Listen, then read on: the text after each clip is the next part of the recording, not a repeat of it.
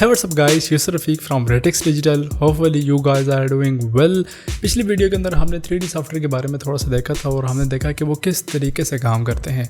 अगर आपने वो वीडियो अभी तक नहीं देखी तो यहाँ से क्लिक करके वो वीडियो देख सकते हैं। आज की इस वीडियो के अंदर हम उस सवाल का जवाब ढूंढने की कोशिश करेंगे जो कि बार बार पूछा जाता है, और वो सवाल ये है कि कौन सा 3D सॉफ्टवेयर सीखा जाए। इस सवाल ने कई बिगिनर आर्टिस्ट को परेशान किया है और कर रखा है, तो क्यों ना इसके ऊपर थोड़ी सी रोशनी डाली जाए, लेकिन इस इंट्रो के बाद।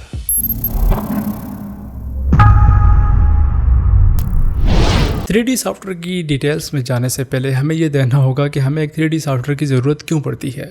इसमें कोई शक नहीं कि बेसिक से एडवांस लेवल के VFX जो है आप 2D कंपोजिटिंग से हासिल कर सकते हैं, जिसमें 2D इमेजेस या 2D स्टॉक एलिमेंट्स को यूज़ करके आप एक अच्छा इफेक्ट हासिल कर सकते हैं, लेकिन हर दफ़ा ऐसा नहीं होता। मिसाल के तौर पर आपके पास एक ऐसी वीडियो है जिसमें कैमरा जो है आज़ादाना तौर पर घूम रहा है और आपको इस वीडियो के अंदर 3D ऑब्जेक्ट ऐड करना है, तब आपको एक 3D सॉफ्टवेयर की ज़रूरत पड़ती है। एक 3D software 3D light and geometric information को इस्तेमाल करके अपना जादू दिखाता है। अगर आपको 3D सॉफ्टवेयर की डिटेल्स जाननी है तो इस वीडियो को आप लाजमी देखें। अपने लिए एक 3D सॉफ्टवेयर चुनने से पहले आपको एक चीज़ ध्यान के अंदर रखनी होगी और इस चीज़ का फैसला करना होगा कि आप अपने स्किल्स को कहाँ पे यूज़ करेंगे, आपका अपना प्रोफेशनल गोल क्या होगा। अगर यह 3D सॉफ्टवेयर तकरीबन सब कुछ करने की खासियत रखता है, लेकिन आपको ये देखना होगा कि आपकी स्किल जो है वो कहाँ पे ग्रो करेगी। मिसाल के तौर पर क्या आप फ्रीलांसर बनना चाहते हैं, या आप छोटी मोटे VFX स्टूडियोज़ को ज्वाइन करना चाहते हैं, या आप एक टॉप नॉच VFX इंडस्ट्री को ज्वाइन करने का ख्वाब देख रहे हैं, तो आपको ये देखना होगा कि वहाँ पे कौन सा सॉफ्टवेयर यूज़ किया जाता है। यकीन करें, अगर आप VFX इंडस्ट्री में एनिमेटर के तौर पर जॉब हासिल करना चाहते हैं और आप ब्लेंडर के अंदर एनिमेशन सीख रहे हैं, तो मुझे नहीं लगता कि आपको कोई जॉब मिलेगी, खास तौर पर उन इंस्टीट्यूट के अंदर जिनकी पाइपलाइन के अंदर माया यूज़ किया जाता है, क्योंकि माया जो है वो एक इंडस्ट्री स्टैंडर्ड सॉफ्टवेयर है, यानी कि इंडस्ट्रीज के अंदर यूज़ किया जाता है। और ब्लेंडर जो है वो अभी तक स्टूडियोज़ की हद तक महदूद है,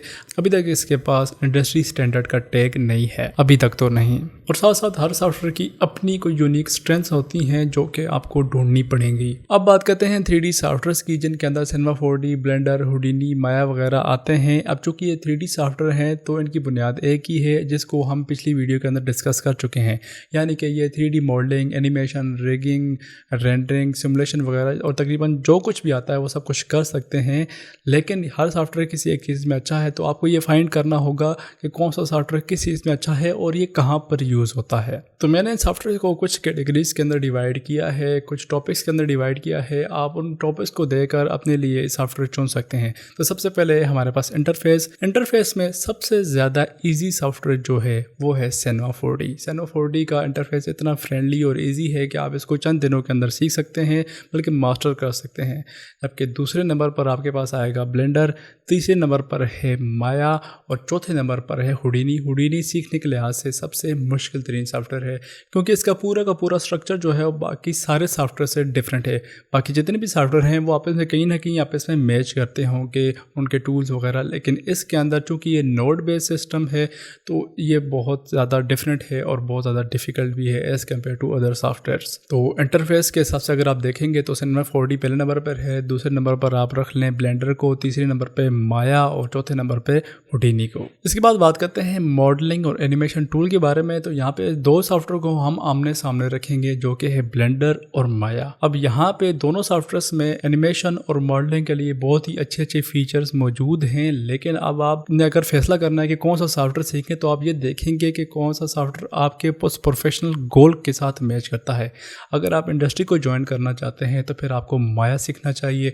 अगर आप फ्रीलांसर या ऐसे स्टूडियोज़ को ज्वाइन करते हैं जहाँ पे ब्लेंडर उनकी पाइपलाइन का हिस्सा है, तब आपको ब्लेंडर लाजमी सीखना चाहिए, क्योंकि ये एक फ्री सॉफ्टवेयर है। दोनों software 3D modelling, character modelling या एनिमेशन वगैरह में बहुत ज़्यादा अच्छे हैं, लेकिन जो माया है वो चूँकि इंडस्ट्री स्टैंडर्ड है तो इसके बहुत ज़्यादा एडवांस टूल्स बन चुके हैं कैरेक्टर रिगिंग के लिए। लेकिन ब्लेंडर भी पीछे नहीं है, उसके अंदर भी कुछ ही बिल्ड इन और कुछ जो है वो प्लगइन्स वगैरह आती हैं, जिनके जरिए आप अपने कैरेक्टर्स को बहुत ही अच्छे तरीके से एनिमेट या रिग कर सकते हैं। अगर हम बात करें Cinema 4D की, तो इसको हार्ड सरफेस मॉडलिंग के लिए यूज़ किया जाता है और इसका इस्तेमाल कमर्शियल पर्पज़ के लिए ज़्यादा किया जाता है, क्योंकि ये मोशन ग्राफिक्स में काफ़ी अच्छा है। इसको फ्रीलांसर भी यूज़ करते हैं और इसको कुछ स्टूडियोज़ के अंदर भी यूज़ किया जाता है, क्योंकि ये ज़्यादा अफोर्डेबल है एज़ कम्पेयर टू माया। अब बात करते हैं हैं प्लगइन्स एंड सिमुलेशंस की, तो सबसे पहले हम देखेंगे Cinema 4D को। चूँकि मैं Cinema 4D को पहले से यूज़ करता रहा हूँ, तो Cinema 4D के जो पुराने वर्जन थे उनमें सिमुलेशन कोई इतनी खास अच्छी नहीं होती थी। उसका अपना एक पार्टिकल सिस्टम था, लेकिन उसमें कोई स्मोक सिमुलेशन या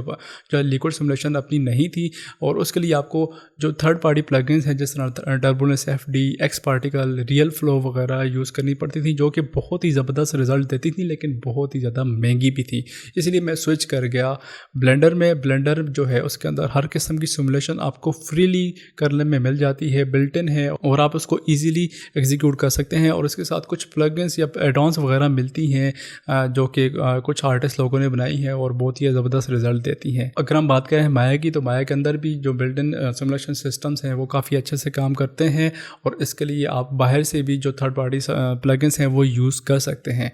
लेकिन जब आप माया की बात कर रहे हैं तो माया सिमुलेशन इतना अच्छा नहीं है, क्योंकि ये इंडस्ट्री में यूज़ हो रहा है। तो इंडस्ट्री में आपको पता होना चाहिए कि हर सॉफ्टवेयर एक पीस के तौर पर, एक पाइप के तौर पर काम कर रहा है। सिमुलेशंस के लिए इंडस्ट्री में हुडीनी को यूज़ किया जाता है, क्योंकि हुडीनी हैवी लेवल की सिमुलेशंस को एग्जीक्यूट करने में बहुत ज़्यादा पावरफुल है। तो जब माया की बात करेंगे तो साथ में आपको हुडीनी भी देखना पड़ेगा। तो माया को आप इस तरीके से देख सकते हैं कि अगर आपने माया को सीखना है तो आपको कुछ और सॉफ्टवेयर भी सीखने लाजमी होगी। मिसाल के तौर पर माया जो है वो मॉडलिंग और एनिमेशन में अच्छा है, लेकिन अगर आप बात करें उसकी टेक्सचरिंग की, यूवी की या सिमुलेशंस की, तो उस लिहाज से माया काफ़ी अच्छा नहीं है। उसके साथ उसके कुछ और टूल्स आते हैं इंडस्ट्री में जो लोग यूज़ करते हैं, या उनके अपने कुछ सॉफ्टवेयर्स होते हैं वो उनको यूज़ करते हैं। तो यहाँ पर देख लिया आपने कि प्लगइन सिमुलेशन के हिसाब से भी सॉफ्टवेयर्स की डिवीजन है। तो यहाँ पर एक चीज़ मैटर करती है कि अगर आप इंडस्ट्री में जाना चाहते हैं और एक सिमुलेशन या एफएक्स आर्टिस्ट बनना चाहते हैं, तब आपको हुडीनी सीखना चाहिए।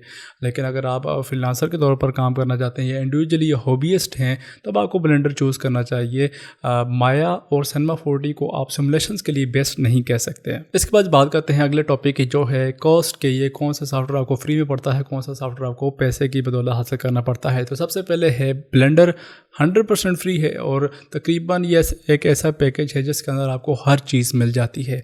लेकिन ये याद रखिएगा, जो सॉफ्टवेयर हर चीज़ आपको दे रहा है वो किसी एक चीज़ में मेरे ख्याल से 100% अच्छा नहीं हो सकता, लेकिन फिर भी तकरीबन बहुत ही ज़्यादा अच्छे रिजल्ट आप हासिल कर सकते हैं ब्लेंडर से, क्योंकि मैं खुद ब्लेंडर को यूज़ कर रहा हूँ। इसके बाद बात करते हैं Cinema 4D की। तो Cinema 4D जो है, जाहिर सी बात है आपको इसको परचेज़ करना पड़ेगा, क्योंकि ये कमर्शियली यूज़ होते हैं तो इनकी अपनी वैल्यू होती है। तो आपको इसे परचेज़ करना पड़ेगा या आपको इसकी सब्सक्रिप्शन लेना पड़ेगी। सेम इसी तरह माया की भी सब्सक्रिप्शन है या वन टाइम परचेज़ है, लेकिन ये Cinema 4D के बनिस्बत थोड़ा ज़्यादा महंगा है।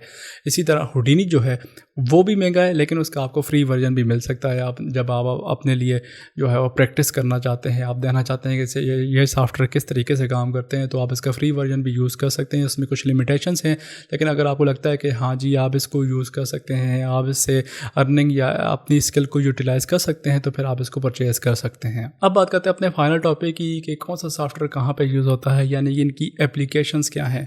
अगर हम ब्लेंडर की बात करें तो वो एक इंडस्ट्री स्टैंडर्ड सॉफ्टवेयर नहीं है, यानी कि अगर आप इंडस्ट्री ज्वाइन करना चाहते हैं और आप चाहते हैं कि आपका कोई 3D सॉफ्टवेयर हो जो आप सीखें, तो ब्लेंडर अभी तक एक अच्छी चॉइस नहीं है। आपको माया सीखना पड़ेगा अगर आप एनिमेटर या 3D मॉडलिंग करना चाहते हैं, या अगर आप सिमुलेशंस करना चाहते हैं तो आपको हुडीनी सीखना पड़ेगा।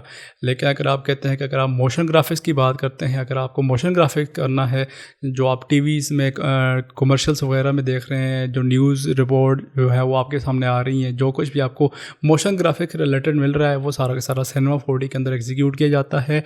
और अगर आप फ्रीलांसर हैं या आप कह सकते हैं कि आप हॉबीइस्ट हैं, तो आप ब्लेंडर आपके लिए एक अच्छी चॉइस है। ब्लेंडर के अंदर आपको सारे टूल्स एक ही सॉफ्टवेयर के अंदर मिल जाते हैं। जबकि अगर हम बात करें माया की, तो माया सिर्फ और सिर्फ आपको 3D मॉडलिंग और एनिमेशन अच्छे तरीके से दे सकता है, जबकि सिमुलेशन हुडीनी के अंदर अच्छी हैं और मोशन ग्राफिक्स के लिए Cinema 4D अच्छा है। लेकिन एक फ्रीलांसर के लिए या हॉबीइस्ट के लिए जो कि एक VFX आर्टिस्ट बनना चाहता है, उसके लिए ब्लेंडर एक अच्छी चॉइस है। तो उम्मीद है आपको इस एनालिसिस से पता चला होगा कि आप कौन सा सॉफ्टवेयर सीखना चाहते हैं, और अगर मुझसे कुछ पॉइंट रह गए हैं तो आप नीचे कमेंट सेक्शन में बता सकते हैं। और कमेंट सेक्शन में आप ये भी बता सकते हैं कि आप कौन सा सॉफ्टवेयर यूज़ कर रहे हैं और किस सॉफ्टवेयर को आपने छोड़ दिया, उसकी कौन सी वजूहत थी। तो उम्मीद है आपको ये वीडियो पसंद आई होगी। अगर पसंद आई तो लाइक करें, अगर आपका कोई क्वेश्चन वगैरह है तो नीचे कमेंट सेक्शन में पूछ सकते हैं, और हो सके तो दूसरे के साथ शेयर भी कीजिएगा।